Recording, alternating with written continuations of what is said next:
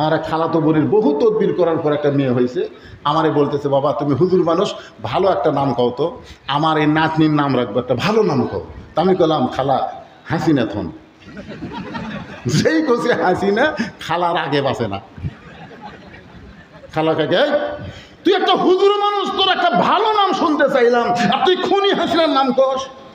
আমি বললাম, খালা হাসিনা শব্দের অর্থ খারাপ না, ইয়াজিদ শব্দের অর্থ খারাপ না, ইয়াজিদ শব্দের অর্থ খারাপ না।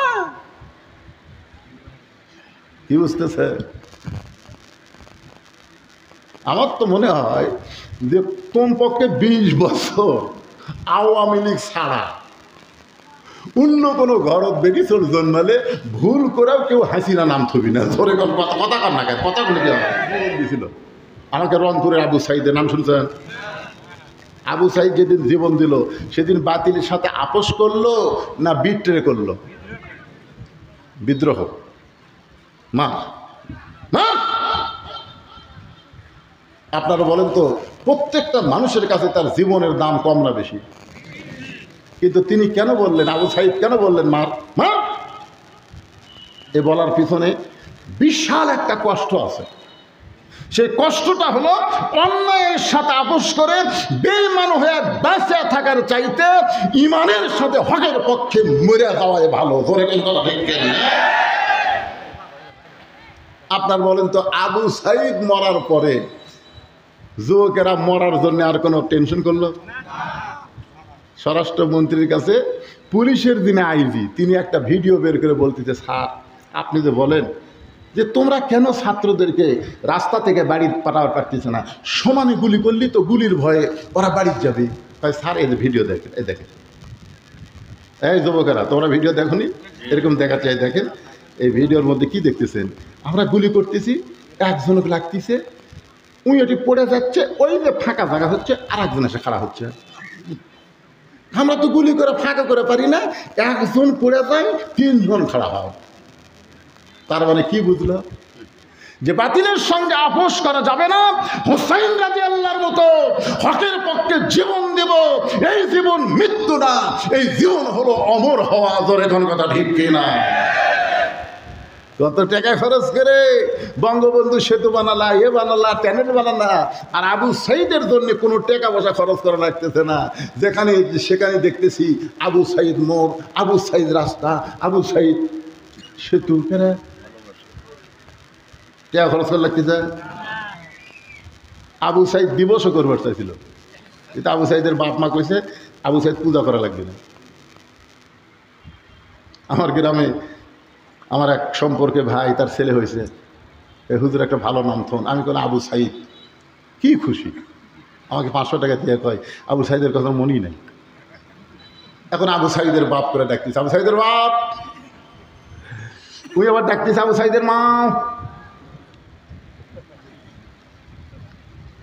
আপনাকে গোটা নাটোর খুঁজে দেখেন, ইয়াজিদ নামের কোনো ছেলে আপনারা পাবেন না। গোটা নাটোরকে, গোটা বাংলাদেশ খুঁজে দেখেন, ইয়াজিদ নামের একটা ছেলেও নেই।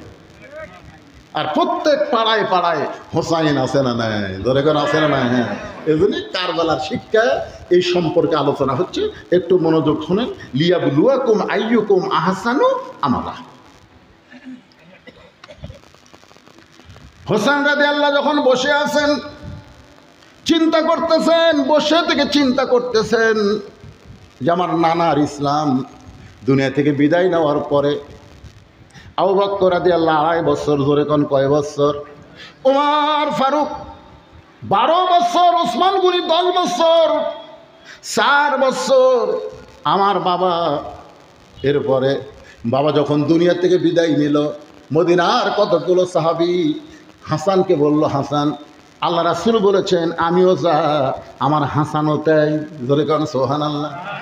তোমাদের মনে যখন কোনো কষ্ট হবে আমি থাকবো না, আমার হাসানের দিকে তাকায় থাকবে। হাসানকে দেখলি আমি নবীকে দেখা হয়ে যাবে। মদিনার সাহাবীরা সবাই মিলে হাসানকে খলিফা নির্ধারণ করলেন বায়াতের মাধ্যমে। 1 বছর হাসান রাদিয়াল্লাহু মদিনার খলিফা থাকলেন। 1 বছর পরে অতি নরম মানুষ হওয়ার কারণে তিনি চলে গেলেন আমিরে মুয়াবিয়ার কাছে। আমিরে মুয়াবিয়া তখন দামেস্কে ছিল, তার কাছে গিয়ে বললেন, চাচা আমার দ্বারাই খেলাফতের দায়িত্ব পালন করা সম্ভব না। আমি চিন্তা করে দেখলাম একই মসজিদে দুইজন ইমাম থাকলে কেমন হয়, একই মসজিদে ইমাম হওয়া লাগবে একজন। জোরে গান কয়জন? তাহলে আপনিও এক ইমাম, আমিও এক ইমাম, দুই নেতা। এটা আমার কাছে ভালো লাগতেছে না।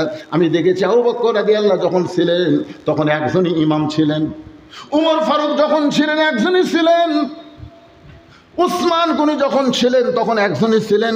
উসমান গনিকে হত্যা করার পর থেকে আমি দেখতেছি দুইজন ইমাম হয়ে গেছেন, একটা হলেন আপনি আর একটা হলো আমার বাবা। এই দুইটা ইমাম হওয়ার কারণে দুইটা মারাত্মক যুদ্ধ হয়েছে মুসলমানের মধ্যে, দুইটা যুদ্ধ। একটা হলো জঙ্গে জামাল আর একটা হলো সিফিনের যুদ্ধ। এই যুদ্ধে এক যুদ্ধে 90,000 সাহাবী শহীদ হয়েছে, আর এক যুদ্ধে প্রায় 85,000 সাহাবী শহীদ হয়ে গেল। মুসলমান যুদ্ধ লাগতেছে, একই মসজিদে দুই ইমাম হলে মুসল্লি কেমন হবে? ও চাচা, আমি চিন্তা করে দেখলাম এটার মধ্যে না থেকে আমার দায়িত্ব আমি খুশি মনে আপনাকে দিয়ে দিলাম। কন্যা সুবহানাল্লাহ।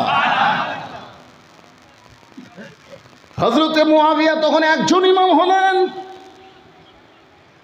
অনেক বছর তিনি দুনিয়াতে থাকলেন।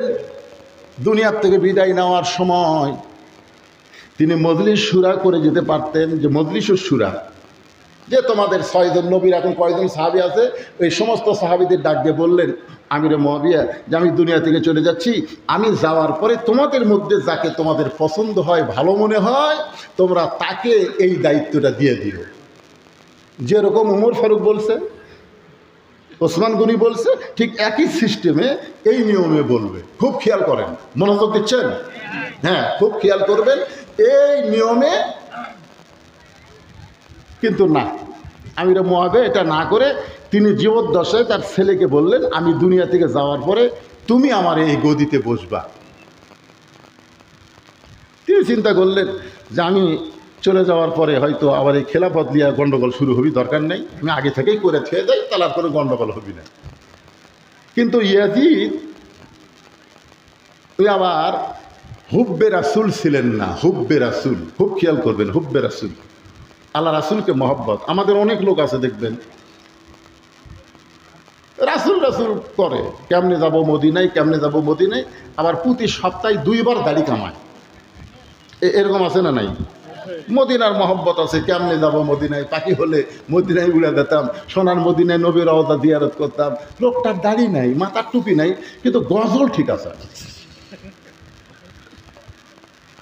আমি এইরকম একজন লোককে বলছিলাম, ভাই কেমনে যাব মদিনায়, কেমনে যাব মদিনায়, এই গজল কওয়া লাগবে না, তুমি নবীর সুন্নাত, নবীর আদর্শকে গ্রহণ করো। তুমি মদিনায় না গেলেও মদিনার নবীকে আল্লাহ তাআলা তোমার কাছে পাঠিয়ে দেবে। এটা হলো হুব্বে রাসূল, রাসূলের মহব্বত। এই রাসূলের মহব্বতটা ইয়াজিদের মধ্যে কম ছিল। মাঝে মাঝে টুপি মাথার দিতেন, মাঝে মাঝে খুলে ফেলে দিতেন। ওই টুপি মাথার দিলে গরম লাগে। মাঝে মধ্যে দাড়ি থুতেন, মাঝে মধ্যে দাড়ি কামাতেন, মানে দাড়ি চুলকেই। নবীর সুন্নত কথা কর না গায়ে, নবীর সুন্নত চুলকায়। আপনি মরদ মানুষ, আপনি একজন পুরুষ মানুষ, আপনার ভিতরে পৌরুষত্বকে জাহির করতে হবে।